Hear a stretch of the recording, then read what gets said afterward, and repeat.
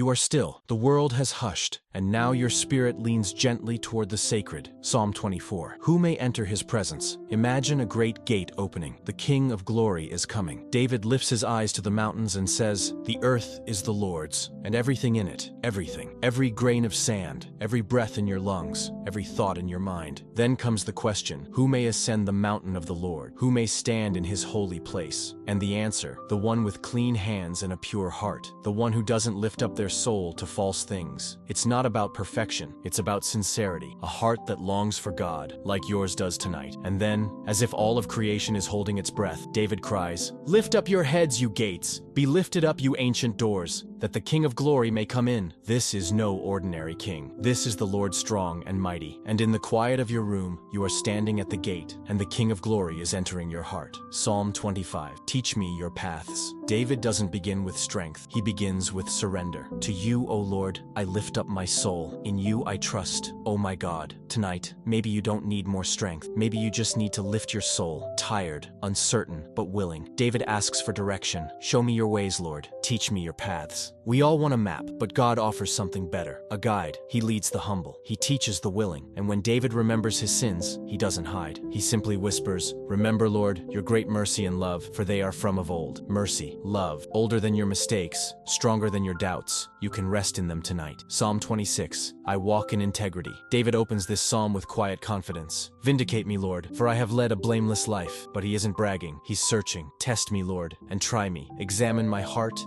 and my mind. Maybe your heart feels cloudy tonight. Maybe you're unsure of where you stand. But God isn't confused. He knows the path you walk. He sees the moments when you chose honesty, mercy, truth. David says, I wash my hands in innocence and go about your altar, O Lord. Imagine doing that now, coming close to God's altar, not with noise or effort, just stillness. And I love the house where you live, the place where your glory dwells. Let your room become that sacred place now, not a temple made by hands, but a space filled with God's nearness. Psalm 27. The Lord is my light. This is a psalm of courage, but not the kind that yells, the kind that whispers, the Lord is my light and my salvation. Whom shall I fear? David doesn't say trouble won't come. He says, though an army besiege me, my heart will not fear. Why? Because of one desire, one thing I ask from the Lord, that I may dwell in the house of the Lord all the days of my life, to gaze on his beauty, to seek him in his temple. That's what your soul longs for too, even in sleep. When fear comes knocking, you can echo David's voice. I will see the goodness of the Lord in the land of the living. So wait for the Lord. Be strong, not in your own strength, but in his love that holds you through the night. Psalm 28. Hear my cry for mercy. This psalm begins with a plea, a soft cry from someone feeling unheard. To you, Lord, I call. Do not turn a deaf ear to me. We've all felt that way. But David doesn't stop crying. He doesn't give up. And soon, he says, Praise be to the Lord, for he has heard my cry for mercy. God hears you, even when you whisper, even when your words are just tears. David continues, the Lord is my strength and my shield. My heart trusts in him,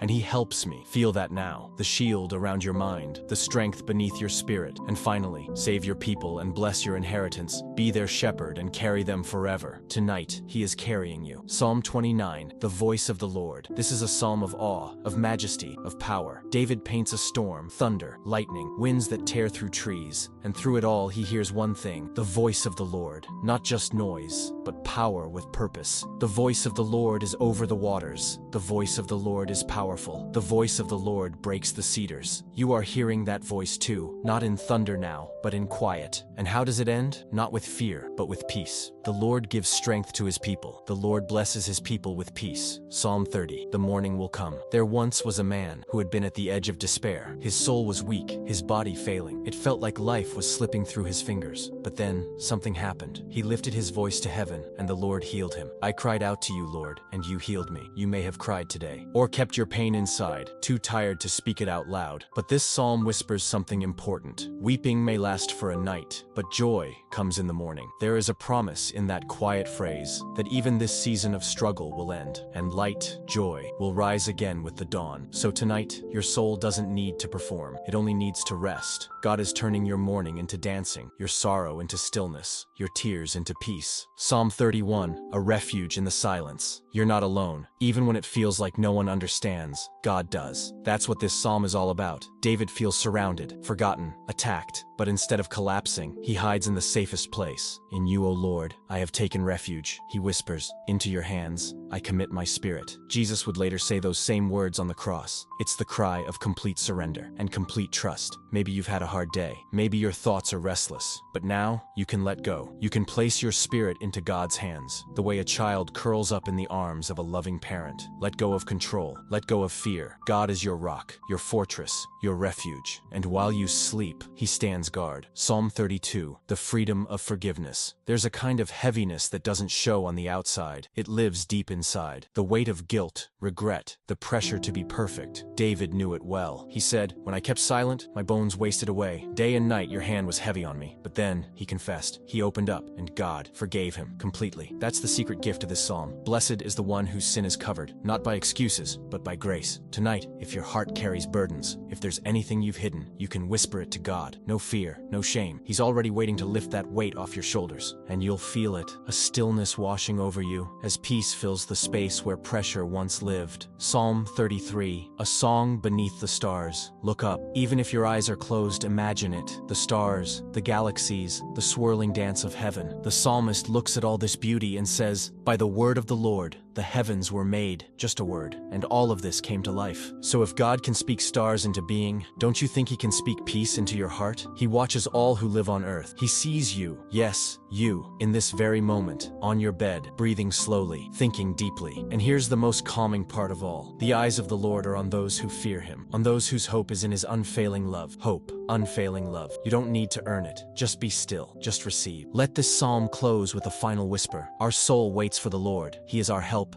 and our shield. And now, as you wait in silence, your soul rests, completely held, completely known, completely loved. Psalm 34, taste and see. The Lord is good. David had just escaped danger. His life had been spared. And instead of running or hiding, he sang, "I will bless the Lord at all times. His praise will always be on my lips, even after fear, even after tears." You see, David knew something you are also learning. Praise isn't just for peaceful days. It's for the storm too. He invites us gently. Taste and see that the Lord is good, like a warm drink in cold hands, like soft light breaking through darkness. God's goodness isn't an idea. It's something you feel. And tonight, right now, you can taste it too. Let your breath settle. Let your heart open. The Lord is near to the brokenhearted and saves those who are crushed in spirit. Maybe today was hard. Maybe your spirit is tired. But the Lord is near. Not far, not distant. His goodness reaches you, even here, even now. Psalm 35, when you feel misunderstood. There are nights when your heart feels heavy, not because of what happened, but because of how it happened. David knew that pain too. In this psalm, he's misunderstood, accused unfairly. People he loved now turn against him. And so he pleads with God, "Contend, Lord,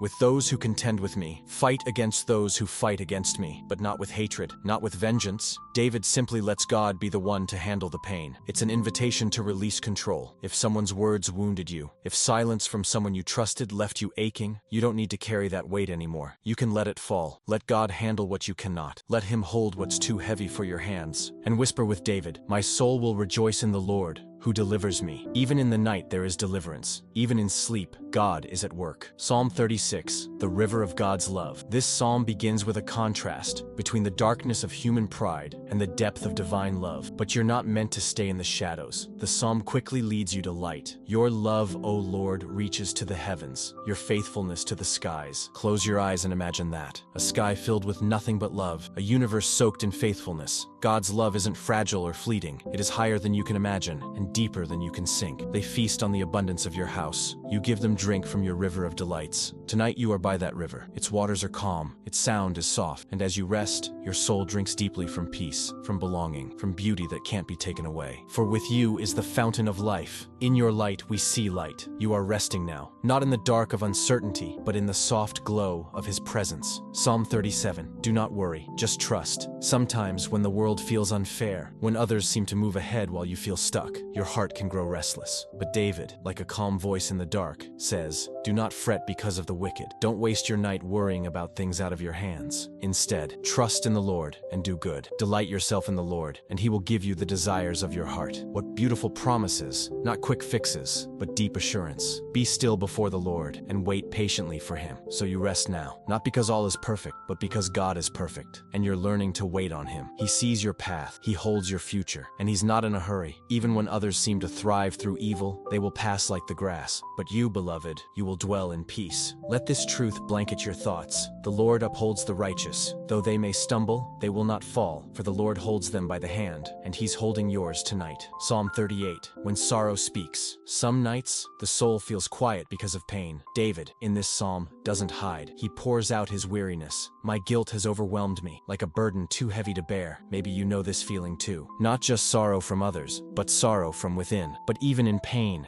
David remembers. God listens. God sees. God waits with mercy. I wait for you, O Lord. You will answer, O Lord my God. There is no condemnation here, only honesty and hope. Even your regrets tonight can become offerings, not to punish you, but to be transformed by God's gentle hands. So breathe out shame, breathe in grace. Let your tears, if they come, be part of the healing. You are not too broken. You are not too far. God is near, even in the silence. Psalm 39. Life is brief, but God is forever. David begins with restraint, trying not to speak of the trouble in his heart, but the silence burns. So he cries out, Lord, make me know my end, and how fleeting is my life. These words may sound heavy, but they carry a kind truth. Your life is precious, because it is brief, like a breath, like a shadow, and yet, God watches every step. He treasures every breath. David ends not in despair, but in longing. He says, and now, Lord, what do I wait for? My hope is in you. That's where we end tonight too. Not in fear of time, but in the comfort of eternity. Your hope is not in how long you live, but in who you live with. And even now, in stillness, in sleep, you are living with God. Psalm 40. From the pit